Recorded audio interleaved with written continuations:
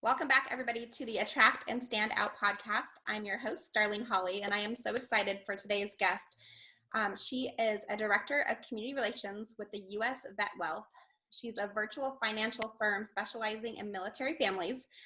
Jen is the host and the podcast show Holding Down the Fort, which focuses on providing resources, knowledge, and stories for military spouses and families.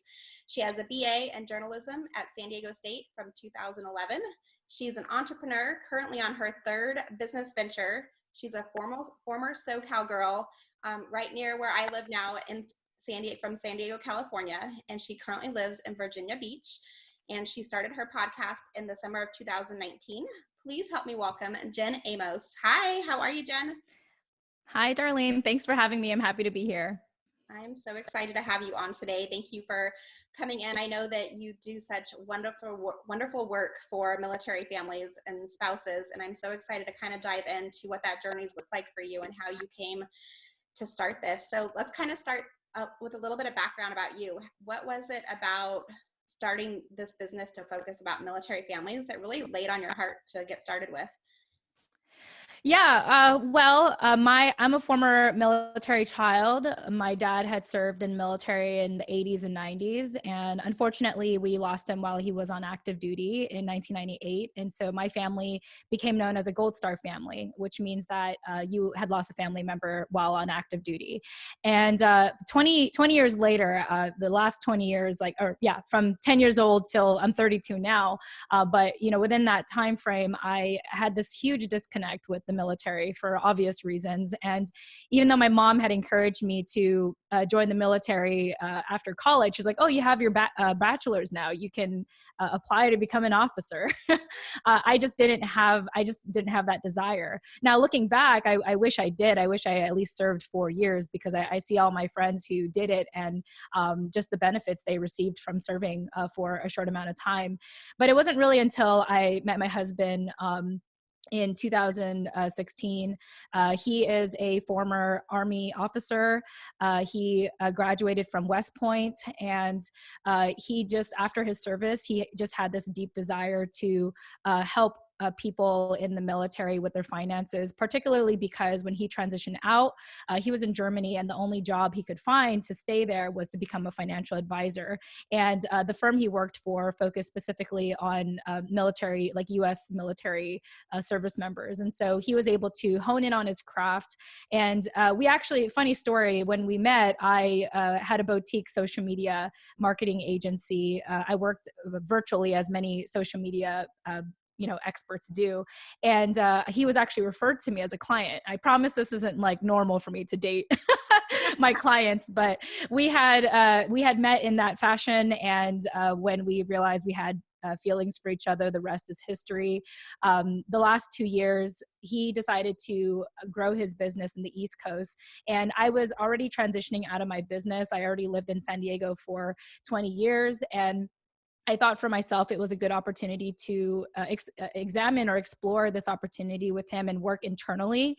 But it was definitely a long journey for me to get to a place where I feel comfortable working with him, because the people I mainly work with are veterans, and I did not serve, so I had to figure out kind of my niche in all of it.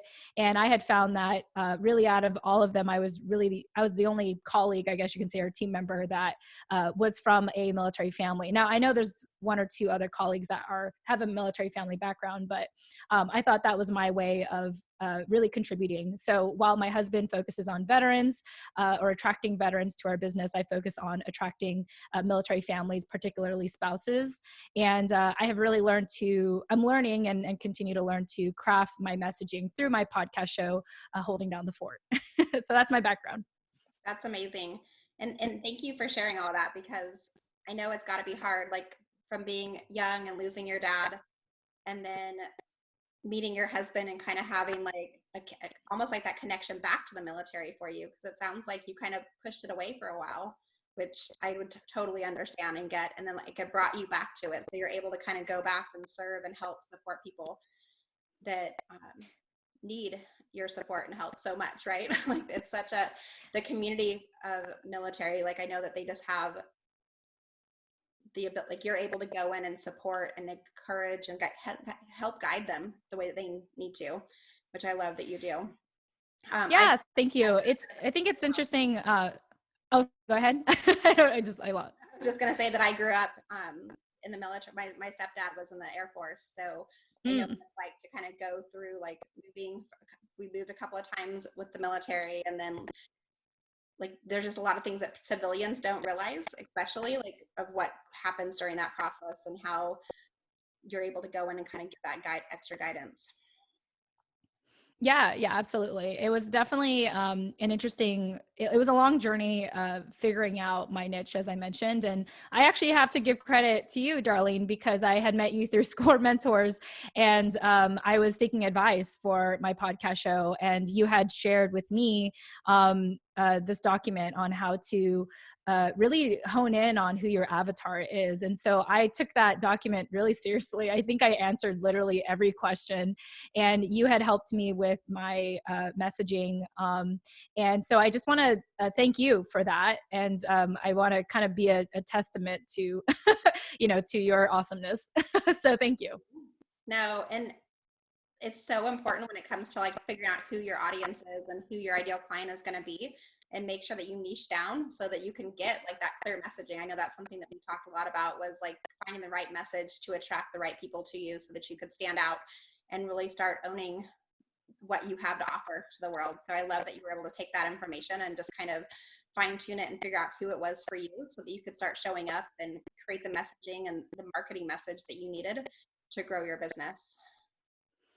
Yeah, absolutely. And the biggest thing that you had taught me when we were, I think, in our initial consultation is that I actually was struggling with the imposter syndrome because I knew that I wanted to speak directly to military spouses, but I myself couldn't really consider myself a military spouse. Like I wasn't active duty. I consider myself a veteran spouse because I met my husband after his service.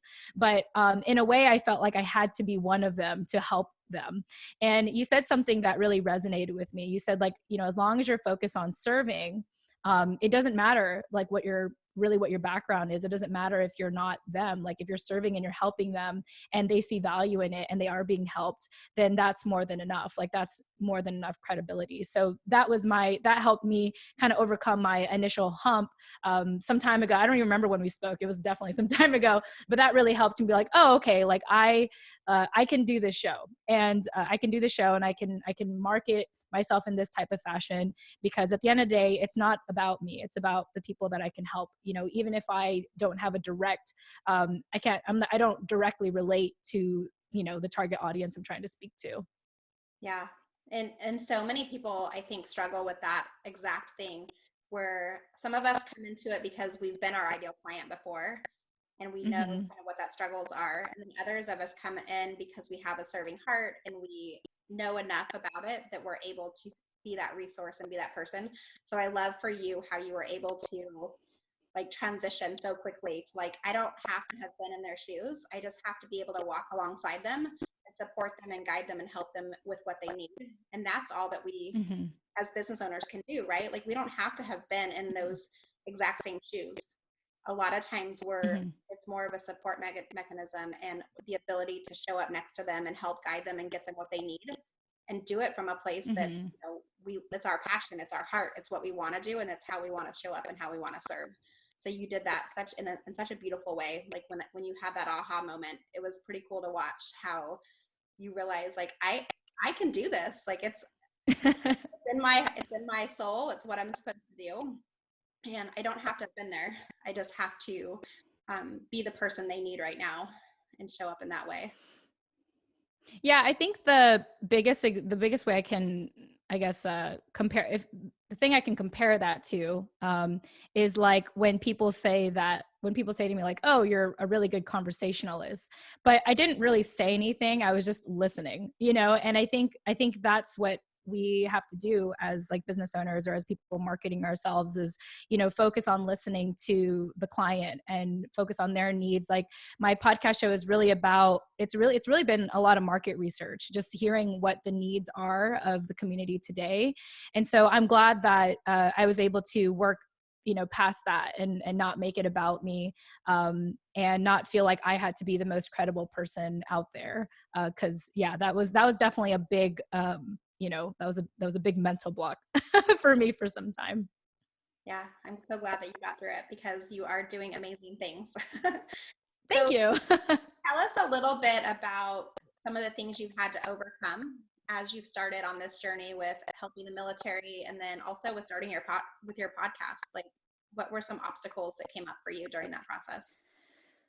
Yeah, I think the first thing was really just transitioning over to the East Coast because I've never lived out here before.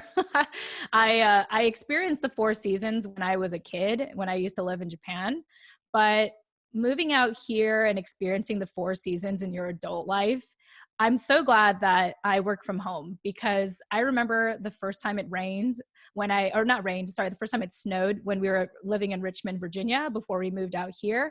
I was just thinking like the roads were covered with snow, and I was like, how do people get to work? Like, how do people even want to go to work? Like, it was just really, it was a culture shock for me. And so I had to get adjusted to this new, the weather in the East Coast. I think the second thing is really kind of rediscovering my identity with my old identity as a military child and Gold Star daughter. Because when I moved out here to work with my husband, I essentially left everything behind in my mind. I left my business behind. I left my friends, my family behind. I left my reputation behind. And coming out here, it's like no one knew me. And my husband had already built his network. So in a way, I was living under his shadow for a while. And I know that he wouldn't say that. That was the story that I was telling myself, that I was living under his shadow. And, I'm really just, if you look at me, I'm just going to point at him, and I really work internally and I help him. And so I had to learn to, the interesting thing with our business though, ironically, is that we're not just a financial firm. We are big on education. We are big on teaching military families, spouses, veterans on how to redefine themselves after their service, because for so long they've been following a regimen, they've been following a routine, and when they're out, they're told they could do whatever they want. But it's like, how can you, how, I don't know how to do whatever I want. I'm used to following orders. And so, we do provide a lot of resources on identity and self-development and ultimately financial control. So we don't just, we don't talk about retirement. Like, we don't necessarily, we almost don't believe in retirement. I mean, given today's times, it's hard to think of retirement, planning, decades from now anyway. So it's kind of become more relevant than ever. But yeah, just being like, when I realized that everyone on our team, they were kind of coming up with their own personal brand on how to stand out, I had to learn how to do that. And the hardest thing for me, Darlene, was going back to my childhood and really admitting that I was a military child, having lost my dad. It was a very interesting process for me to go through. My podcast helped me with that. I had an episode just dedicated to my story, and I actually rewrote that so many times, and I redid it so many times. Like, I even did it, I think a fourth or fifth time in the second season, because my mindset had changed on my show. And so I was like, okay, I can't tell this story and it's not as relevant as it is. It's not as relevant anymore. So I have to redo it so that it makes sense with my message today and what I've learned in these past interviews. So it's really been a mental, emotional process. And I just have to really give credit to my husband, because I was really stubborn to work with our team when we initially moved out here. He was already quick to work, and I was like, I'm still trying to transition. I'm still trying to understand the weather out here. I'm still trying to get settled here. I'm still trying to, figure out my identity. And so I have to give him a lot of credit for being patient with me. So that, today I have this podcast, and as a result of it, I am able to apply it to helping him with his podcast show. And really giving advice to anyone on our team that's looking to go in that direction as well for personal branding. So I'm not an expert in personal branding. Okay. I'm just going to put that out there. Hence why I reached out to you. It's more of just sharing with people what I applied and people taking lessons from that. So So lots of obstacles, but I'm here and I made it. I think the journey continues. But yeah, those are some of the initial obstacles that I had to go through to get to where I am today. Actually, one more thing I want to share is really what do you call it? Just getting over my pride and my ego, that I wasn't the reputable person that I was anymore. You know, I felt like I wasn't featured in media outlets. I didn't have I wouldn't have my speaking engagements. Like I was working internally, like in a business. And I was just like, man, like because at that time I turned 30 when we moved out here. I was like, man, you think at 30, I would have figured out my life by now.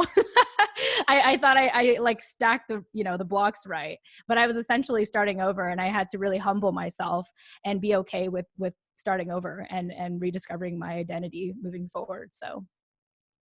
Yeah, I love that you talked about your story. Most of the people listening know that like I talk a lot about sharing your story as an entrepreneur, and like you're the face of your brand, and like how important it is to make sure that you share your story with your audience and what that looks like. What are some things for you that you had to like transition? Like you mentioned that you like had to like keep sharing your story, and like you were learning things through that process. Was there any big things that you feel like stuck out for you on that path that would help other people when they're trying to like transition their story some? Yeah. The biggest like my most favorite quote that has stuck, I don't remember where I heard it, but I continue to repeat it in my head, and it goes, the only way you'll find your voice is if you use it. You just have to use it. And so I didn't start podcasting as an expert. I didn't like the way that I get to talk now, and it's not perfect, but it's a result of me just talking a lot. And I think when you are rediscovering yourself, it could start with journaling. It can start with speaking with your colleagues, and eventually it could start with doing interviews, I think, such as this, to be able to share. And the key thing that I realize, so going back to becoming like using your voice, the reason why that was so important to me is because I worked with veterans, and a lot of them were like veteran officers, a very very very strong masculine energy. Like these guys will think out loud. They will say what's on their mind, even if it's wrong. And I'm very meticulous. Like I tend to think before I speak. I like to journal a lot before I can speak out loud, and I realized with them, in order for me to be respected by them, like I knew in a way they had already respected me because I was my husband's wife, but in order to feel like I had a place on the table, I knew that I had to improve my communication skills. And so I just found every opportunity to talk. and if it wasn't given to me, I mean, initially it wasn't really given to me, hence why I started podcasting, because even if I wasn't sharing my story, I could practice asking the right questions. I could kind of insert myself to relate to the person, but I just knew that like I just had to find any opportunity to talk, and then reflect and write, and just kind of keep doing that. And today, this year already, I decided to join a Toastmasters chapter, which if no one knows what that is, they're virtual now. I think they're probably going to be virtual like a lot of other things, but they help you with public speaking. And also, I recently found out there's this local nonprofit that provides free free stand-up classes to military families or people affiliated with the military. And I realized that stand-up is like public speaking, because you have to practice your craft and you have to write a lot. And I thought, oh my gosh, that's like public speaking. You have to practice. It just so happens that it's funny. And so this year I've just been really drawn toward anything that allows me to practice communicating better. Because I do think that one thing that I realize is that first of all, I didn't think I had a story that mattered. When I lost my dad, and even my coaches in the past had said this. It's like, oh, it sounds like you just started disappearing. Like you felt like you didn't matter anymore. And I guess I kind of knew that instinctively. But in the recent years, especially being around my husband and our colleagues, and also seeing just that unity and that loyalty they have to each other and their unapologetic way of communicating, I knew that I needed to adapt that for myself as well. And I'm so glad that I did. And I continue to do so. It's an ongoing journey to be a better communicator, like not just for me, but for people I communicate with. You can't be a better communicator if you're not communicating with people. So yeah. Yeah, I love that you knew that your voice needed to be heard. I know so many women, especially a lot of my female clients come to me and they're afraid to be heard. They're afraid of what other people might think about what they say or how they might show up, or does anybody even care what I'm going to say?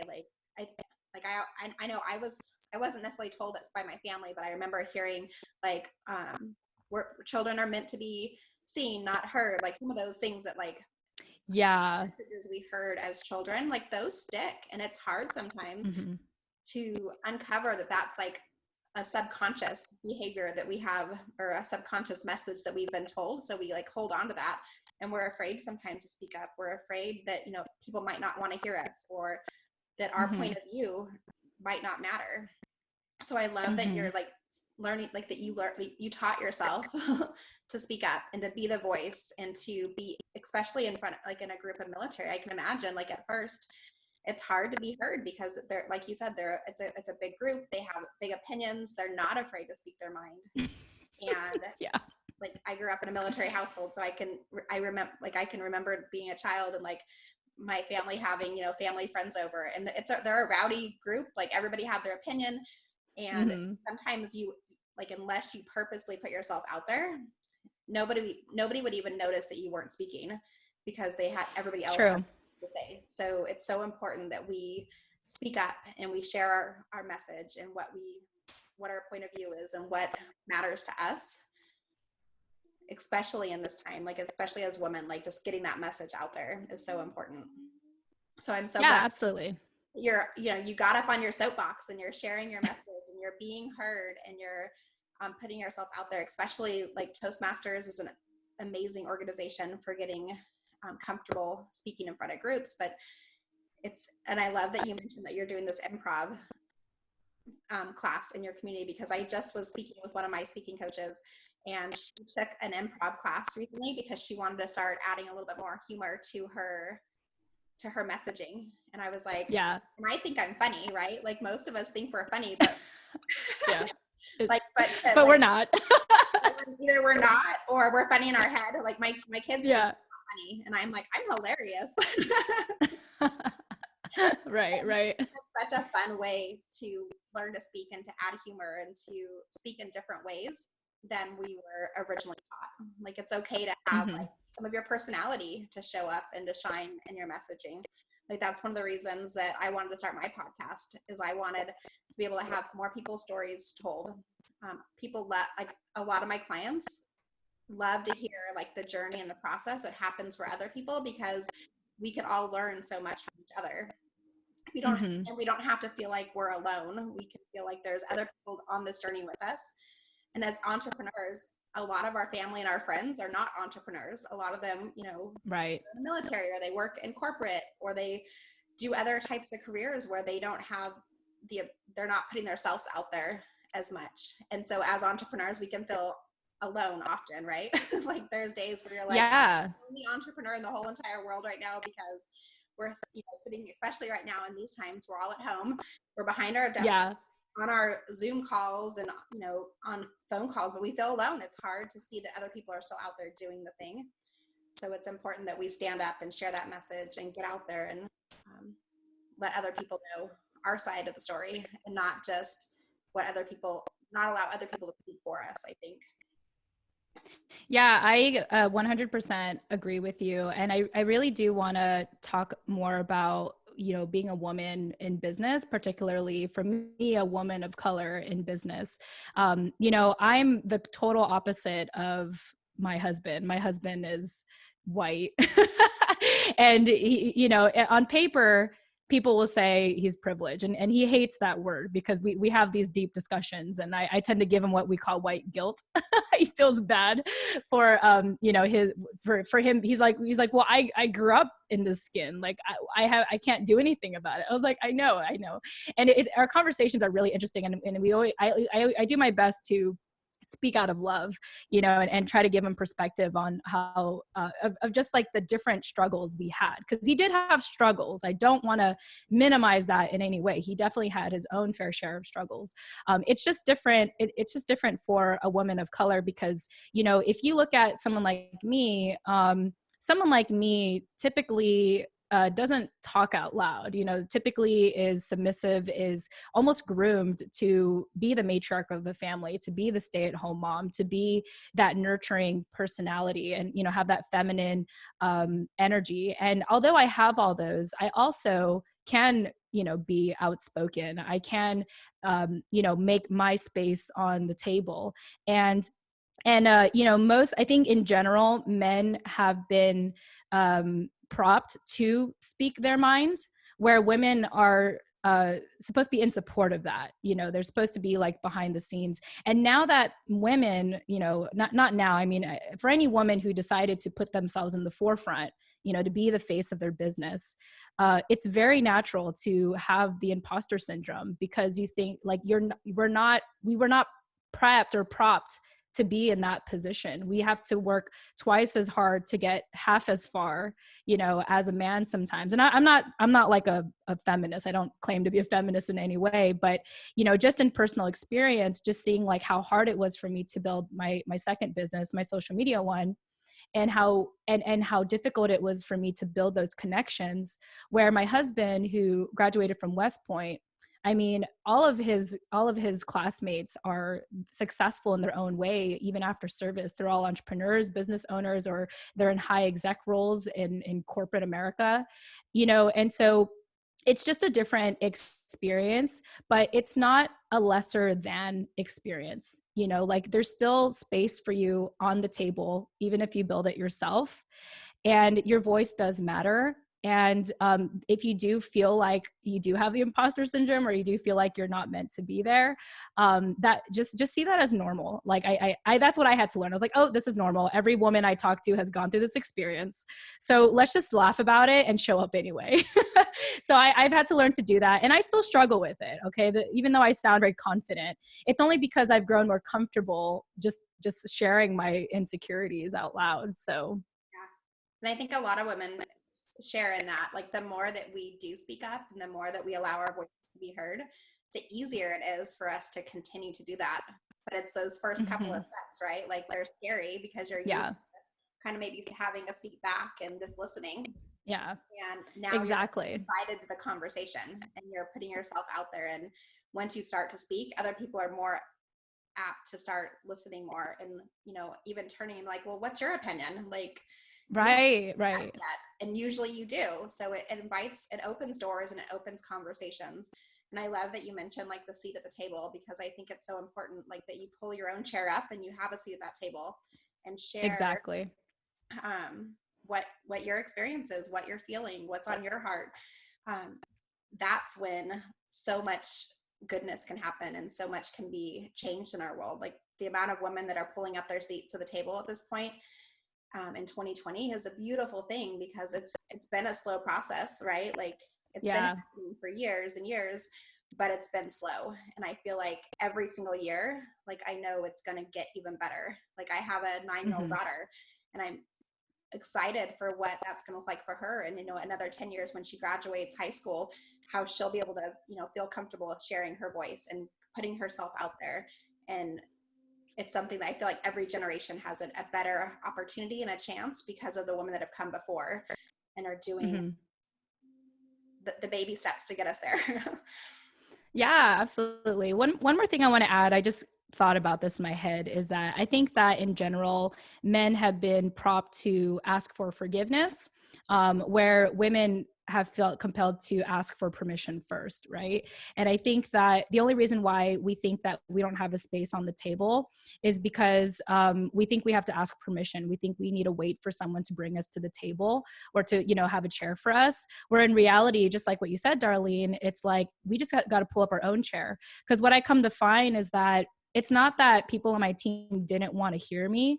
It's just that I didn't talk. I didn't want to say anything. And when I did start talking, they listened. They especially listened, and some of them preferred talking to me than my husband because he's more of the idea guy, the visionary guy, and I tend to speak more. I tend to be more meticulous and methodical, and so I have this one colleague who also is like-minded like me in terms of like he needs to understand things in a linear fashion. Like he'll listen to my husband and he'll be inspired, but he'll be spun up because he won't know how to he won't know his next action steps. Or if he talks to me, he's all like, oh, that's what Scott meant. Like, I get it now. I was like, yeah, this is, these are the ABC steps, to do what Scott, my husband was trying to, say to you. Obviously each role is valuable. Like, if it wasn't for my husband, we wouldn't have our business. We wouldn't have our opportunities. I wouldn't have been inspired to start my podcast show. At the same time, it's valuable to have someone such as myself who is meticulous, who is methodical, who is about sustainability and maintaining a business rather than jumping to the next idea so quickly. So just realizing that I have a skill set to provide to the team, and I have to not only vocalize it, but I have to enforce it and I have to fight for it. And I come to find that I never needed to fight about it. I just had to do it. I just had to show up and encourage it and enforce it on the team. And no one seems to mind. If anything, they really appreciate it. So yeah. Yeah. I love that you said that. Like, you just have to show up. And a lot of times, like, that's all it is we have to be able to show up and put ourselves out there. Mm-hmm. So, yeah. So what is it that you feel like, or how do you define success, I should say, for you and your business and even the podcast? Like, what are some of the ways that you define success for yourself?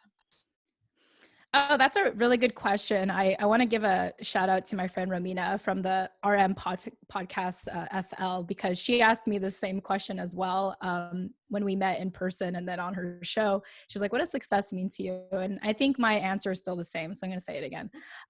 Success to me is mastering presence, and being where you are today in this moment and appreciating where you are today, because especially in today's times, like, it's really difficult to plan for the future right now. But the reality is it's always been difficult to plan for the future, because the farther out you plan, the likelier chance your plans are going to get messed up. And I think that a lot of us are so focused on a destination or the next milestone that we forget that it's really about the journey. It's really about the process. And I was telling my husband this the other day because, we have our struggles just like any other business owner. And it's twofold because we work together. So we do everything together. So you can imagine how annoying that can get sometimes. At least for me. He doesn't seem to mind, but I do, because I don't know. I just do. That's just my personality. But I said to him, I was like, because he was asking me about, just the direction we're going. And, he's always very destination focused, very future focused. He's always like, until we, once we get here, once we do that, when we make it. And I said to him, I've come to a place where I don't really care where we end up. I'm just so happy that I get to live the life that I have right now. I mean, I feel so fortunate that because of my military background, I was so allergic to holding down a job. Like, I never held down a job. My young 20s, I was fired from 4 jobs, and I got into sales because it was like the only job that wouldn't fire me. And I hear this from many, like, I've been listening to a lot of audiobooks lately because I have a lot of time, and I hear about all these celebrities who became successful. And I learned from their stories that they weren't looking to be a success. They just loved their craft so much. They loved what they were doing so much that they didn't care if they were going to be successful or not. And so for me, success is about loving what you're doing in the moment.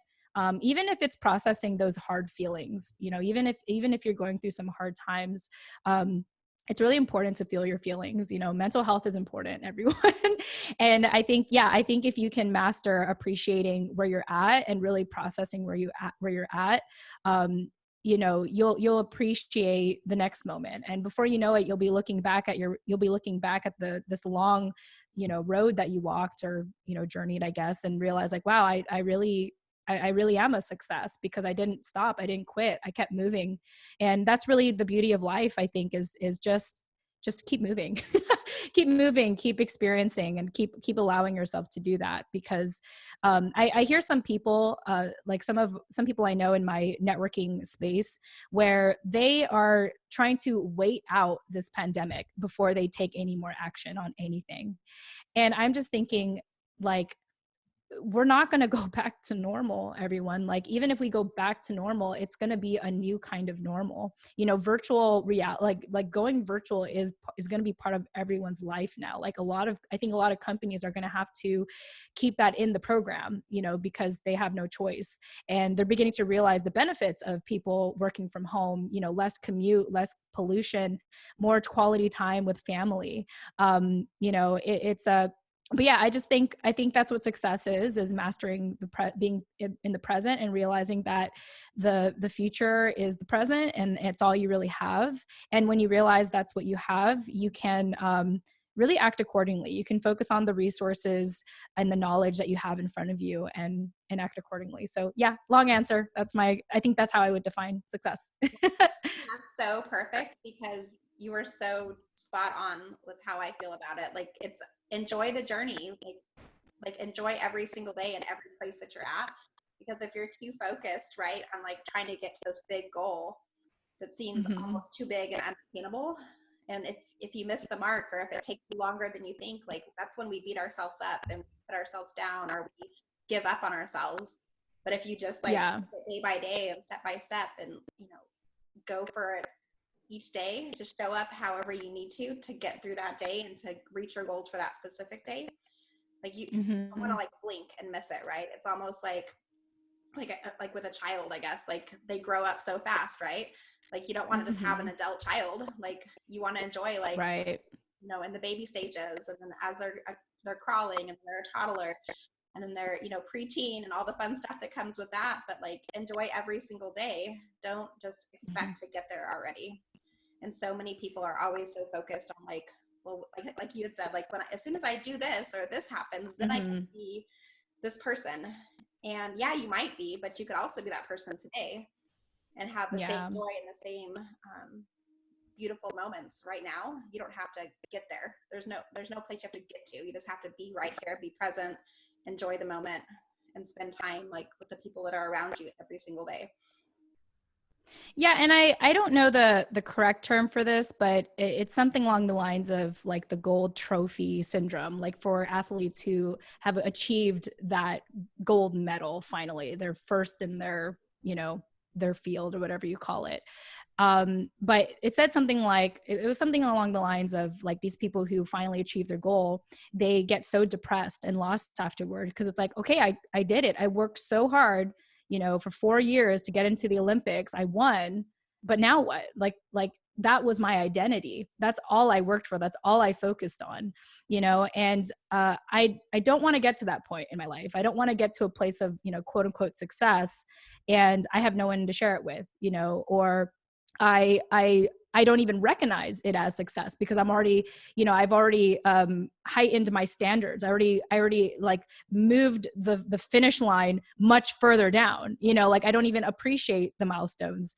And I don't ever want to get to that place, because I don't want my life to feel like I'm constantly chasing this, carrot on a stick. I don't want to do that. Like, I just want the carrot. Like, I will eat the carrot. I don't want to always feel like that's over my head, because I see what that can do for people, and I see what that's done for myself. And you just never feel good enough. You never feel good enough. You never feel experienced enough. You never just feel enough. And, and I think, speaking especially to women, it's like, you've always been enough. Like, that's the foundation. I mean, unfortunately, a lot of us were not told that at a young age. A lot of us have been told to be prettier, to lose weight, to be smarter, to be, the ideal wife. And so, yeah, it's very normal for us as women to have all these insecurities. Know that it's normal, it's natural, but it's not true. Like, I think once you realize that it's not true, you can rewrite your narrative. You can reframe the way that you look at yourself and realize that everything you have is already, within your grasp. One more thing I want to add, and I know I feel like I'm rambling, but one more thing I was thinking is that I want to give a shout out to one of my coaches, Nicole Mashali.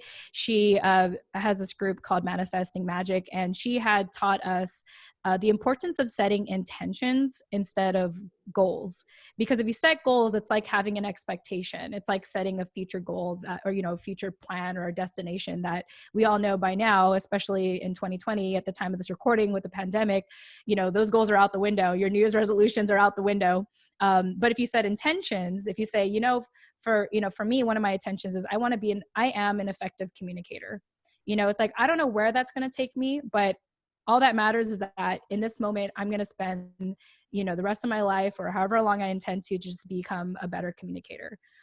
So anyway, I hope that adds value to your audience with all that stuff I shared. Definitely.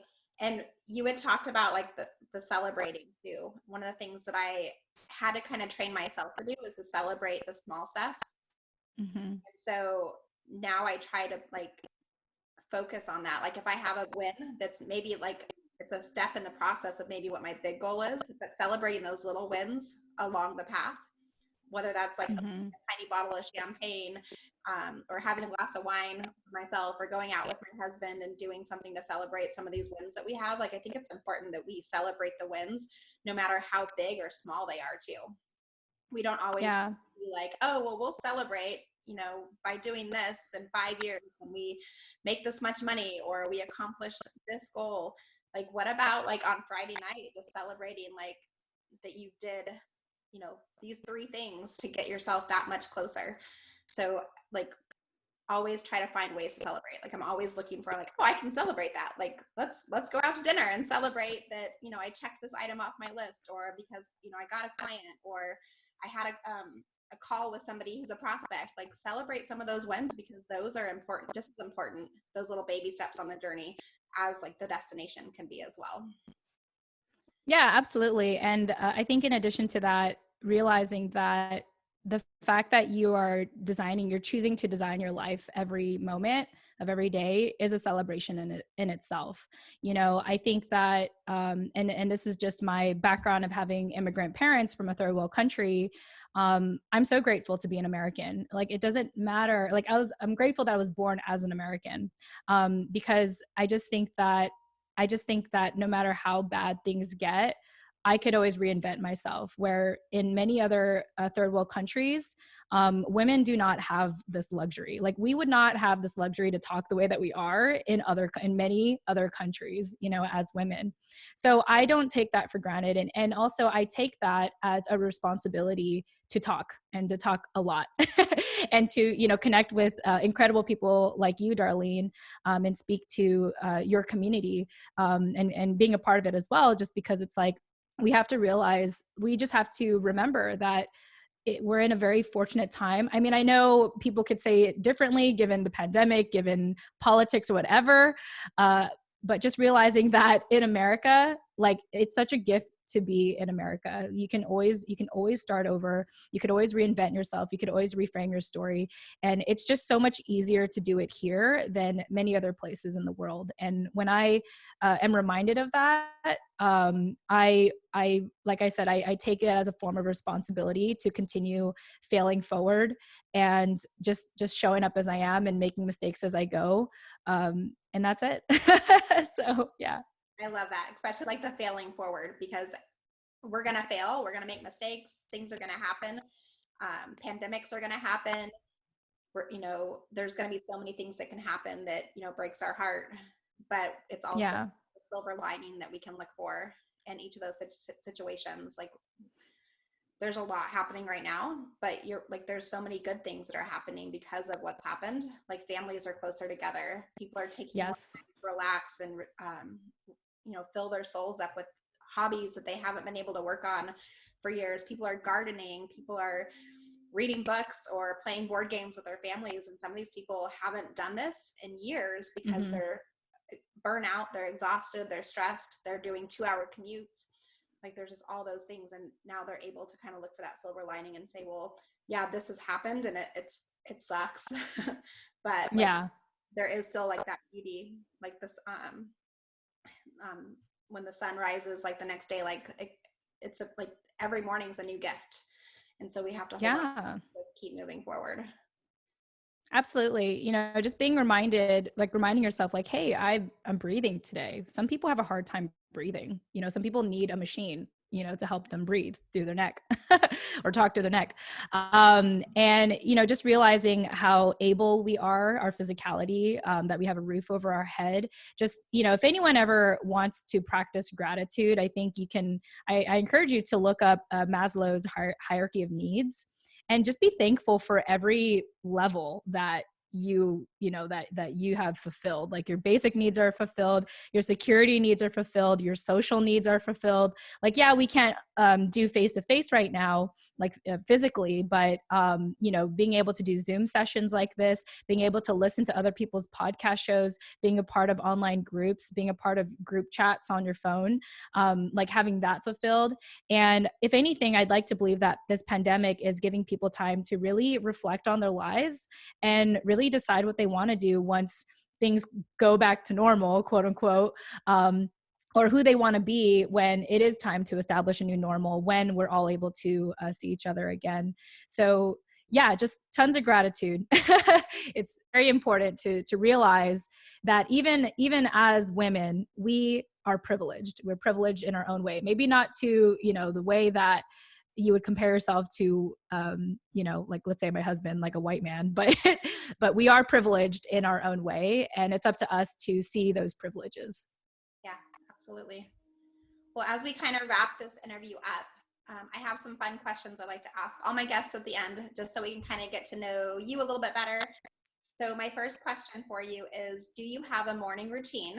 And if so, what does that look like for you? Oh, okay. So I'm a night owl, so I tend to sleep in the mornings. Perfect.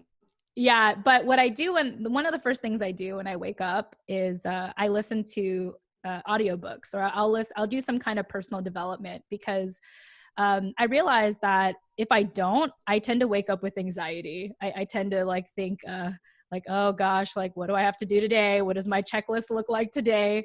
But if I feed my mind first thing in the morning with an audiobook or with a podcast, or just, you know, just like good music, that usually helps me going. And I also like to drink water. I try to drink water before I drink coffee or anything caffeinated. And that's really it. And occasionally I'll do some self-reflecting. Like I'll start my day journaling if what I'm studying, whatever personal development thing I'm studying, just kind of triggers something in me that I feel compelled to write. So those are my three things: you know, audiobooks, water, and journaling. Perfect. And who would you say has been the biggest influence on your life? Yeah. Wow. I'm just going to go with like my gut feeling. The biggest influence or the most inspirational person in my life is my younger sister. So when we lost my dad, she was only 5 years old. And so she really lived her life as if, you know, being raised by a single parent. And she never really knew what it was like to have like two parents. Fortunately, you know, she's the youngest of three. I'm the middle child. And, you know, we went through a lot of hardships after we lost my dad.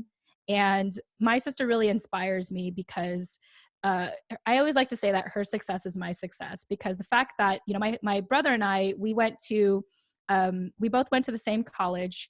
Locally, we commuted to college because my mom didn't believe in dorming. She's like, why do that when you could just drive to college? But my sister, as soon as she turned 18, she actually left San Diego and went to UC Santa Barbara. And she was the first in our family to really travel the world. Like, I don't know how many countries she's been to, but she's been to so many. She's just so fearless and just open to learning.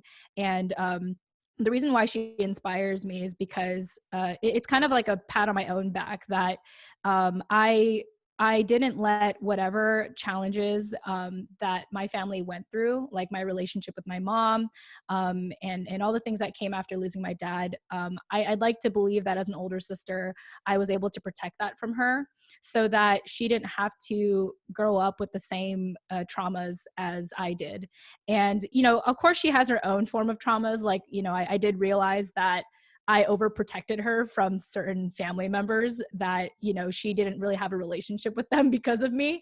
But the fact that we could really talk about it today as equals, I just feel proud. I feel proud knowing like that, for me growing up, I didn't have that kind of support. I didn't have someone to just kind of have my back or be my ally. And to see that, I'd like to believe that because I gave that to her, she is who she is today. And it reminds me, the way that I treated her reminds me that I need to apply that same thing to myself. I need to give myself that same level of grace and love and support. And she reminds me of that like every day. So every time I have a chance to talk to her, and she gets to open up about whatever problems she's going through right now. So That's awesome. It's so special. I love when I ask this question, and sometimes I get, family members, and sometimes I get like big influencers. But I love when that special influence in our life is like those closest to us, because I think there's so many special connections and memories that you can pull from that. So thank you for mhm. sharing that about your sister. I think it's awesome. Yeah, I got a little emotional. So thanks for asking. I love it. It's so cool to I see love her. the connections and the bonds inside families, and like what that looks like, especially growing up. Like it sounds like you had to protect her and like kind of guide her and make sure that she was safe at all times. And I'm sure she is so thrilled to have had you to do that for her, even though it probably brought up other stuff, like you said. Like it's so funny, like how sometimes Yeah. we feel like we're helping, and then it like opens up a door to something else. But like It your like backfires. your heart is so good. It's beautiful. All right, so two more questions. What is your happy spot? Like if you need to like reset and recharge, like what do you like to do, or where do you like to go?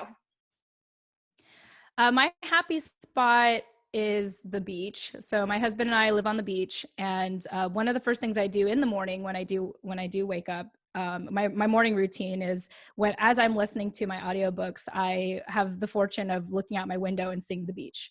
So it's just there's something very therapeutic about it, and really endearing and mysterious, because I didn't disclose this earlier, but part of how we lost my dad is that he was out in sea. He was out in sea, and he went missing the next day, like while they were out in sea, and they sent a whole search crew for him. For 3 days, they didn't find him. And so even to this day, we don't know what has happened to my dad. He has like a gravestone in the section of, missing in action service members at Fort Rosecrans in San Diego. And I think that's how the ocean really draws me. It's kind of like I'd like to believe that I'm connected to my dad in that way. Now I'm afraid of being in the water. I think for valid reasons, but just being able to look out the window and see the ocean, and walking my dog out at night when no one's on the beach. Because the weather here is gnarly. Like it gets really windy and no one wants to go out. And I was like, oh, that's a perfect time to go out, because I could let my dog off leash, and I just have to put on like a big coat if it's really windy. But at nighttime, it's so beautiful, like to just like walk and hear the waves, and hear the wind. It's I think where I live is really my happy place right now. And we haven't always lived here. We've only lived here for about a year and a half now. And I'm just so grateful that, because of everything that my husband and I went through since moving out, we were fortunate to end up here. So all of our issues, everything we went through was worth it to be able to live here. So yeah. Amazing. And I love that it's almost like a special connection for you between you and your dad to be by the water. Mm-hmm. Like Yes. you got me choked up on that one. I was like Oh, that connection is it's so special, right? Like just having that ability to like look at, like, to not know like what happened, and like to still feel like a connection to him by the water. yeah. It's a beautiful thing. Yeah, absolutely. So yeah, thank you for sharing that. All right, and my last question, and it can't happen right now, but if you could travel anywhere in the world, where would you go? Like what would be like your next bucket list check off for travel? Oh gosh. I think this sounds really basic, but I feel like my thing would be to go back to San Diego to see my family. I think my sister currently lives in New York. So I think she's thinking about moving back home in case like her job lets her go. She's still like hanging on a thread. She has no idea what the future of her job is. But I think I would go back to San Diego because there's no place in the world like San Diego. Like it's just the weather is so consistent. Like people who live there or were like born and raised there, like they stay there for a reason. You know, it's too easy. Like it's just, I mean, of course it's really expensive. You have to like really, you know, you either have to have like a million roommates or be doing really well out there. But there's just something super special for me about, you know, San Diego. It's the first place that I was able to grow roots or plant some roots after my dad had passed. I lived there for 20 years. And every time I've had a chance to come back since I moved out here, I've just had nothing but gratitude. So I'm not like my husband or my sister who just always desire to explore a new country. Like I'm not about that because I overthink it. I'm like, okay, do I have to bring bug repellent? You know, like what kind of outfits do I need to wear? Like I like familiarity. That's me. And so you ask me where I want to travel, I want to go back to San Diego. The second place after that would be San Francisco, only because one of my co-hosts for my podcast show, one of my podcast shows, shout out to Nani. She lives up there, and I had a chance to visit her for the first time last December. And I was like, oh, this is cool. And I had come to find that in as a military child, one of the first places that my dad was stationed was in Oakland, California.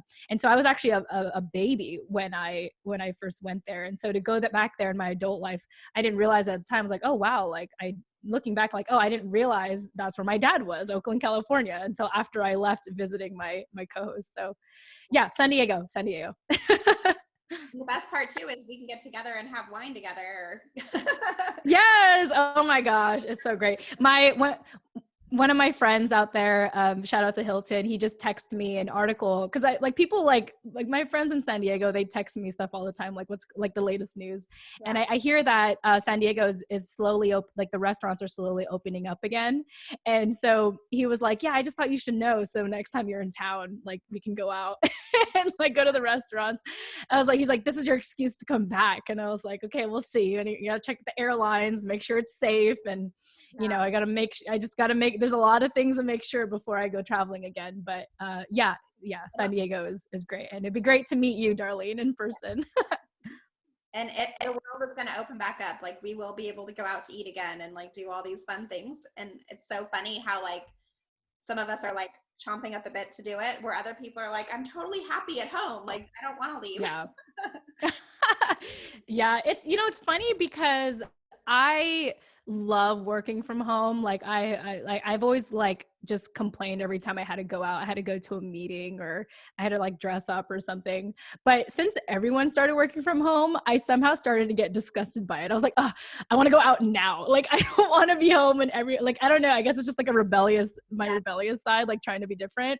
But that's how I had initially felt when I heard all my friends and their employers were making them work from home. But I've adjusted. I'm like comfortable again. I'm like, I love working from home. I have no complaints. I don't want to be back in an office. It's funny that you shared that because about like 5 to 6 weeks in, when we had to be home, I had that itch. I was like, I haven't been clubbing and I don't know how long, but I want to go out clubbing and go dancing and like, like I have no actual desire to do it. But at that point I was like, I just want to get out and do anything that I'm not allowed to do right now because that rebel in me. Yeah. I'm like, I don't want to do it on a normal day, but as soon as you tell me I can't do it, I'm like, for sure. Like, I'm like, we're doing it. Yeah, for sure. I mean, I am sort of nervous about things reopening because, and I don't want to shy away from this, but like, domestic violence is real right now because, couples are being forced to be home with each other and actually have to finally deal with their issues. And so I imagine that, when things start opening up, things might get worse before they get better, with a lot of people losing their jobs. So I just want to recognize that, like as thrilled as so many of us are to start breathing again and going out again and seeing people again, just also being hypersensitive to people who are going to be stepping out from a traumatic experience in these recent weeks. So my heart goes out to everyone. I feel very fortunate to be in a space where I didn't have to struggle in that way. And my husband and I work from home, and my only problem is being annoyed by him. So I understand my privilege, and but I also, my heart does go out to people who are struggling, and they literally don't know what tomorrow is going to look like for them. And I hope that this experience, especially since people have gone, so like people have really valued community in these recent weeks. I can imagine that there's going to be some, programs or opportunities popping up once the new normal is established to really help people who had gone through a traumatic, tragic experience in these recent weeks. Yeah, absolutely. Jen, this has been so fun. Thank you so much for coming on the podcast, sharing your heart and your story with everybody. I know that there's so many nuggets conversation. Tell everybody where they can connect with you. Where do you like to hang out? Well, my favorite place is Instagram right now. You can find me at the Jen Amos. That's the, and then Jen with one N, JenAmos. That's like my favorite go-to place. I love posting on Instagram stories. If you are interested in, if you are a military affiliated, you can check out my podcast show at holdingdownthefortpodcast.com. And I have a Google Voice number. People are always welcome to like text me. It's 619-621-8766. So that's 619-621-8766. So if you actually feel compelled to contacting me directly, that's my Google Voice. I say Google Voice number. I want to disclose that because, that used to be like my dating number I would give when I do online dating. I'd give that phone number away and then I'd block them. I don't want to give them my real number. I give them my real number when it's like a real thing, right? But yeah, so that's the way you can get a hold of me. But once you go on those websites, at my Instagram account or the website holdingdownthefortpodcast.com, you'll find all my contact information on there. So yeah. And you have a free gift for those as well. I do have a free gift. Oh my gosh, thanks for reminding me. Okay. Oh my goodness. Okay. Yeah, this is perfect timing because my husband and I, so he's a big LinkedIn guy and people come to him for LinkedIn advice all the time. So we have decided the challenge, we actually are offering a 30-day LinkedIn masterclass like for free. And although we're officially starting on like next Monday at the time of this recording, people can still join even if they don't start on time. So if you want to sign up for that, you just have to go to usvetwealth.com/LinkedIn. So that's usvetwealth.com/LinkedIn. And you can sign up for it. Like I said, even if you miss the deadline, this is a program that we're going to be offering pretty much forever because it aligns with one of our pillars for our company, which is self-development. And once you develop yourself, you can better define yourself and your identity. So that is our free thing. I'm so glad that you asked. I almost forgot about that.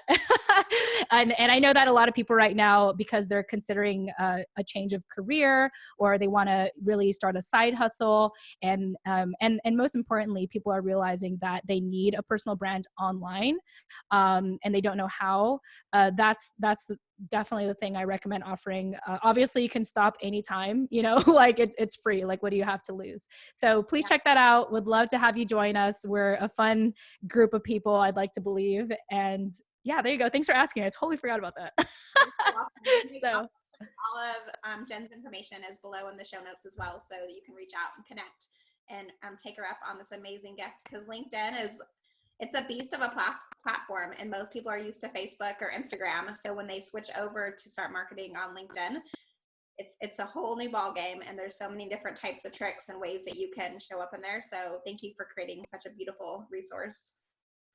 Yeah, I have to give it to my husband. He's the crazy one that he's the idea guy. So he's the one that came up with it. So I just have the fortune of marketing it.